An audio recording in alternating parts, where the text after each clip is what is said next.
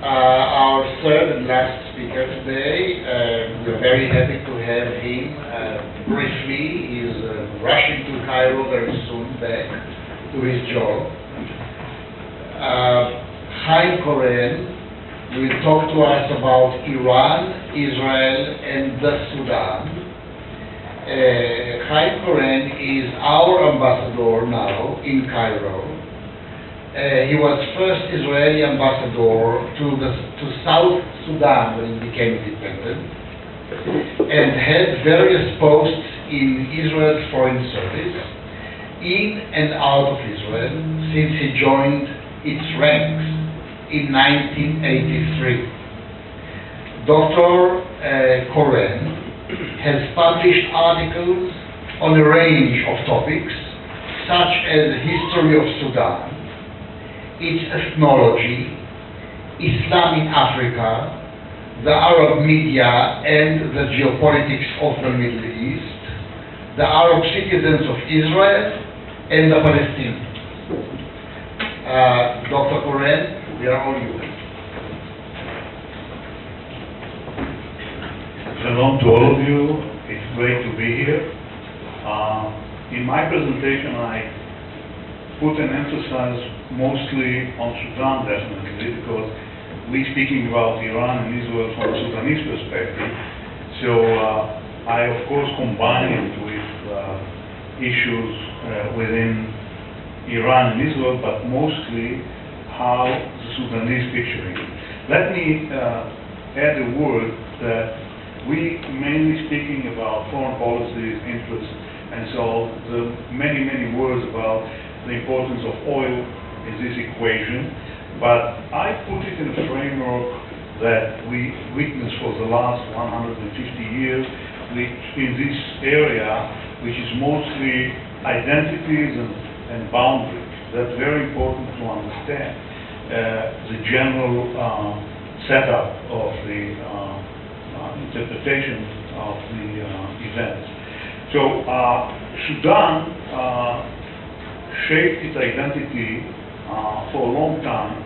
I don't want to go too much into history, but I only point out that the Mahdi era, in the end of the 19th century, was very, very significant to... no problem.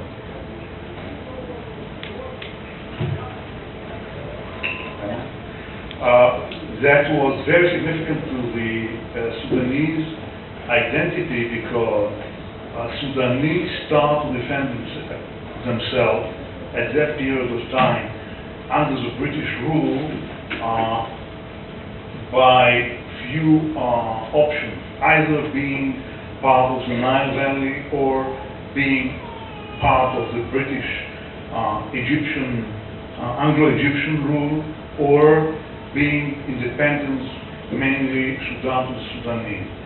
When we mention the Mahdi era as a very, very significant in the identity of Sudanese, we mean that the Islamic identity that derived directly from the Shia. The Mahdi originally came very strongly from the Shia, later on penetrated to the Sunni traditions, shaped in a very important way the identity of the Sudanese that, as Yossi mentioned before, came into being relatively late in the 50s, when the Sudanese decided that they will be Arabs. Namely, the identity of Sudan as a nation state will belong to the Middle East, if you like. And Nasser, Egyptian identity under Al-Gamal Abdel Nasser, the Middle East at the time under Pan-Arabism, and so on. And that later on brought Sudan, declared after the 67 war, in the famous summit, the three-no summit, that after the defeat of the Arab by Israel, no peace, no reconciliation, no negotiations, and no recognition to the state of Israel, was actually the core of the Arab, I would say, not projection, but shaping policy towards Israel. Later on, in every passport of any Sudanese, it was written that you can go anywhere but to the state of Israel. That's very important to remember. That has reflections on other issues, but we need to bear it in mind when talking about Sudan at that time. Iran, we put it into this framework of our discussion. After '79, what happened in the Middle East, that Iran actually changed the pattern of the policy in the Middle East, trying to use many alliances as it can in order to join Iran with a new policy. Namely, if they can recruit not only Shiites in southern Iraq or in Lebanon or in Yemen, like the Houthis, if they can join other Sunni minorities to support them in their ideology, they would gladly bless them on that. So the open gate for Africa was naturally in Sudan. Now, the alliance with Sudan started very strongly at '79. Now, Iran was very clear about its policy towards Israel. Others spoke about it ever since '79. But also other partners to that equation were there too. Now, Sudan, I do it very quickly about the background of Sudan, was actually ruled at the time by a few generals who took power in Cap-Tatat ever since General Aboud in '56, then Numeri, and later on Bashir in '89.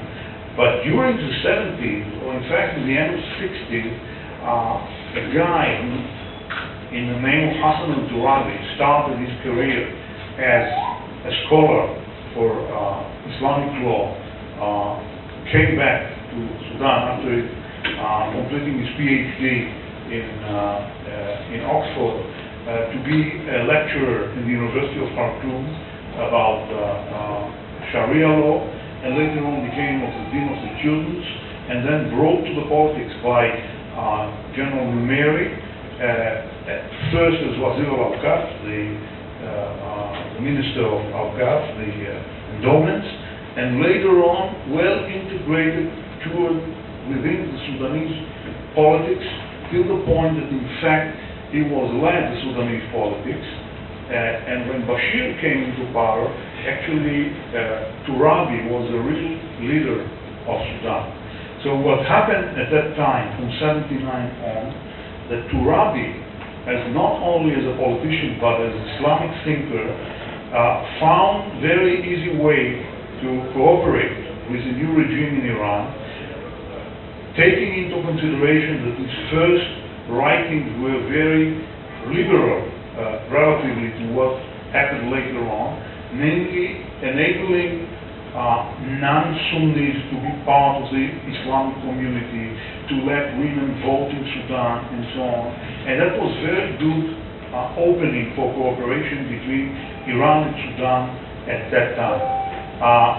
Of course, it didn't prevent Turabi later on when Sunni other radical factions like the head of Al-Qaeda at the time, to host them 2 years in Sudan, to give Al-Qaeda people diplomatic passports and support them, as long as he got some kind of assistance, both from Al-Qaeda and from Iran. He didn't see any introduction going together with Sunni and Shia factions, as long as it served the interests of Sudan.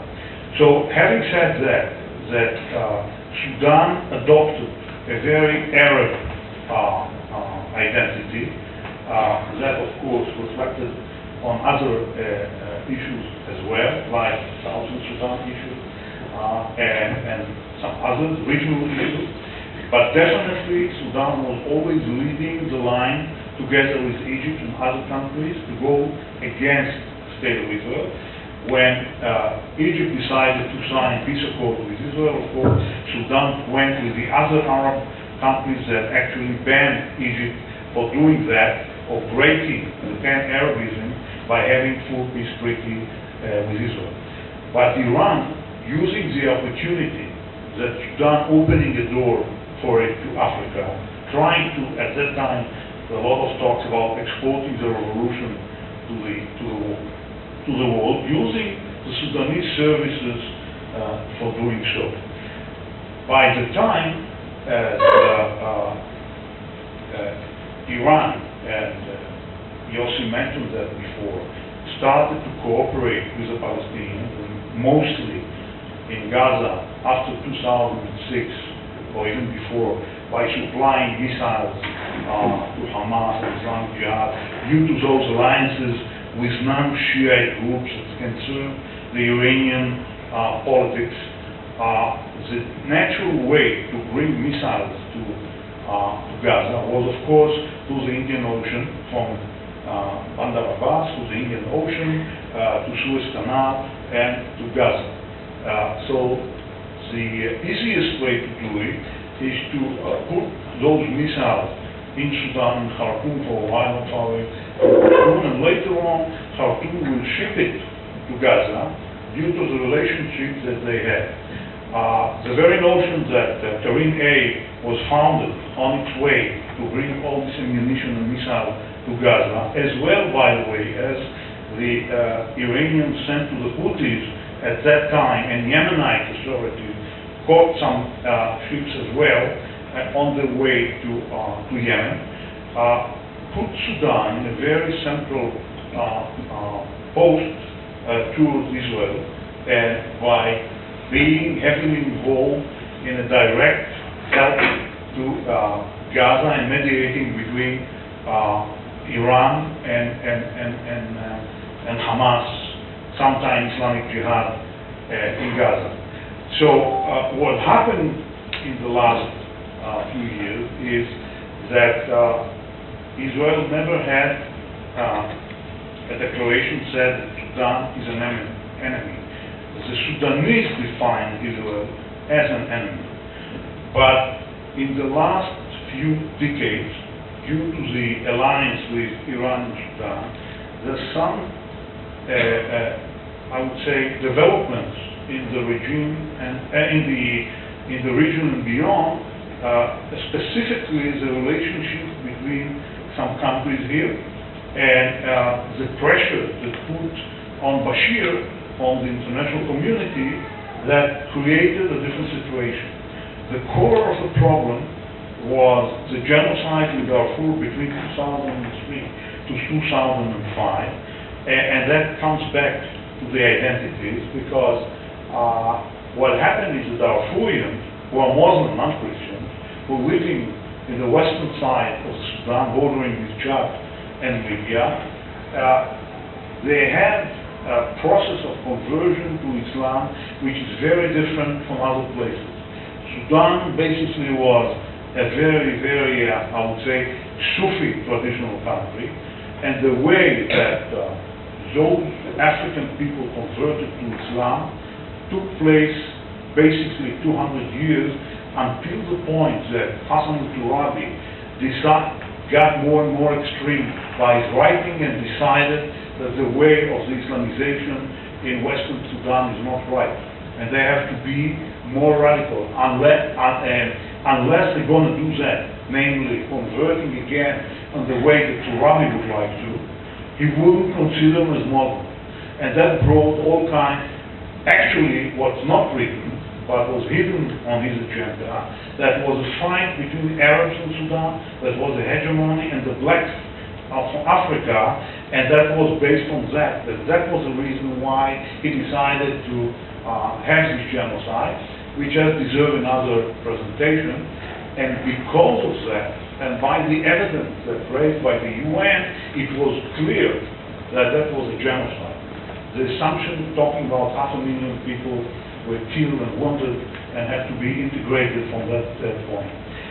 Because of those evidence and because of the bad image of the Sudan regime, it was not only Bashir itself, some Harun, some other ministers was heavily involved in the genocide. There was the ICC in Hague is looking for make a trial for them and put them in the right status, and they're running from it. So in order to overcome that,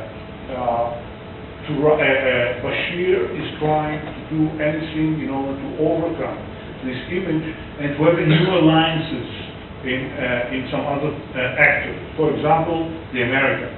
Part of the problem and the changing of the Middle East more severely after 2011, what is called the Arab Spring, which started with Bouaziz's burning in Tunisia, but in Sudan it considered the time that the Americans decided to divide Sudan to two in 2011. Before what happened in Tunisia, and they said that the first time that a colonial power enforced cutting a nation state, namely Sudan, to two countries, and that started the Arab Spring. That's a matter of discussion, it's not to us to decide, but the very fact is that Bashir became severely under pressure. So he tried to find new ways to improve his position, and part of the deal was trying to see another alliances that take him out a little bit of the list of terrorism.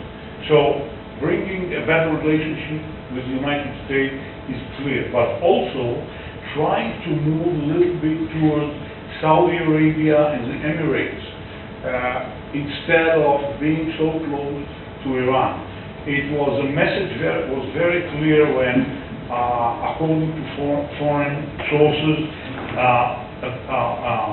a place near Khartoum was bombed, which contained missiles and other things a few years ago, 3 or 4 years ago, and ever since the Sudanese stopped shipping the missiles that they already contained in Khartoum to Gaza.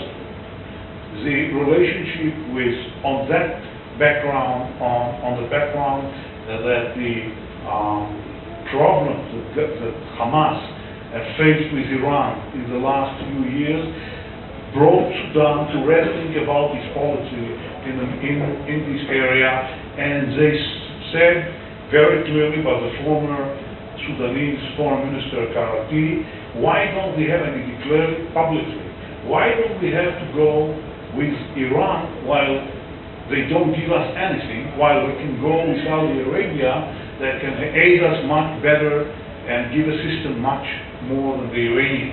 So this discussion going on in the last 2.5 years within the Sudanese sphere, and recently